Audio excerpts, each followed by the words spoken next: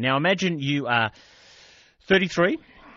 Every month you've got to give yourself an injection in your eye. And for 20 years you've been struggling with diabetes. Right now you need a new kidney and pancreas. Doesn't sound like a fantastic way to live. It is the situation right now being faced by Ali Mearns.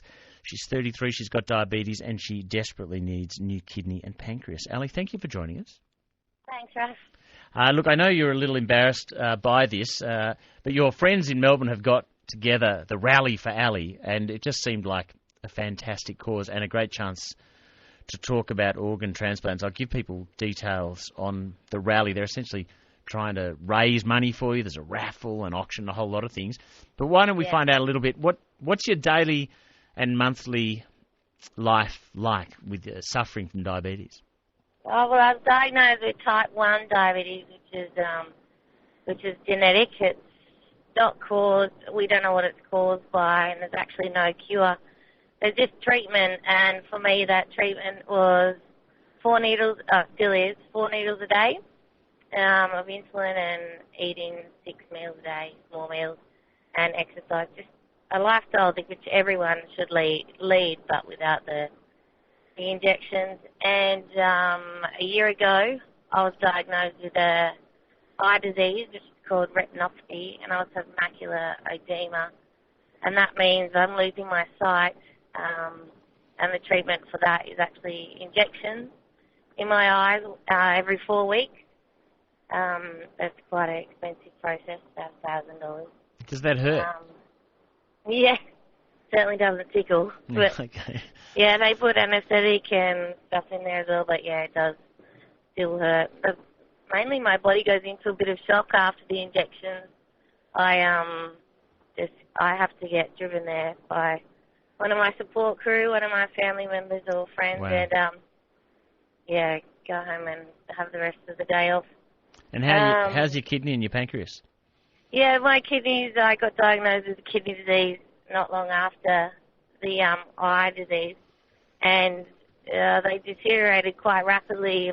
My doctors were surprised as well, and I found out a couple of weeks ago that I'm going to be put forward for a transplant for the kidney, and because I've got type 1 diabetes and the other illnesses, they're going to actually put me in for a new pancreas as well, which ultimately will cure the diabetes in a way. I'll still have the eye disease and the nerve damage in my lower limbs, but I will hopefully not have to have the other treatments, the needles every day. But you're at the top of the kidney list because your kidney's pretty bad? It's a combination of the kidneys and the type 1 that puts you a bit closer to the top of the list. I think, don't quote me on the times, but if I just needed a kidney transplant and didn't have the type 1 diabetes, it would be a couple of years on the list because of the lack of organ donation. Yeah, of course. I think 6 months to a year because I need the double for me. So this is all costing you a lot, clearly, to cope with your disease. When did you hear about your friends organising this raffle and auction? I think there's even an entry fee for this thing. They told me about a month ago because they told me they wanted to do it about 6 months ago. This was before I wasn't as sick, and I banned them from doing that. And then they called me about a month ago and said, we're going to do it whether you're there or not. And so I'm going to come down for it as well. So you're going to stand up and be the guest of honour? Yeah, I might do a little speech or something. They'll probably make me cry with the emotions. I think the biggest thing that's come out of needing the organs and knowing that my body's deteriorated is, if something does happen to me, all these people make my life worth living, so it's going to be hard. So, yeah, they're amazing. I reckon you should get up and sing them a song if they're raising all this money for you. What do you think? I don't know. Come on. I don't Felt out of tune? That'd be terrible. Would clear the room at least. Oh, it could be fantastic. Yeah, DJ floor clearer hits. Yeah, it could be good. Look, good luck. Thank you. And enjoy it, I guess. Soak it up. I know it's a bit of an odd thing to go to, but enjoy it.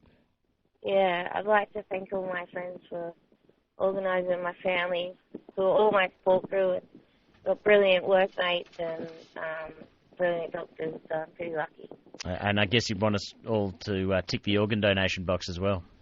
Yeah, if this interview gets one person out there, that would be truly amazing. And I don't think people realise, even if it's on your licence, that still doesn't count. You need to register with the Medicare. So okay. Yeah. Look, good luck, Ali. Thank you for joining us. Thanks, Raf. Thanks very much, and thanks everyone for your support so far. Okay. Look, that's Ali Mearns. She's 33. She's got type 1 diabetes. She needs a new kidney and pancreas. Her friends have organised a big rally.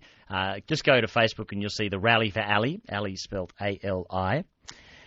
It's going to be on the 24th of November from 12 onwards. It's at a bar that's yet to be opened, Pawn and Company, located in Chapel Street in Paran. It's going to be a raffle, an auction, live music, and if you're lucky, Ali will sing for you. More information, Rally for Ali on Facebook. And the organ donation website is Donate Life. That's one word, donatelife.gov.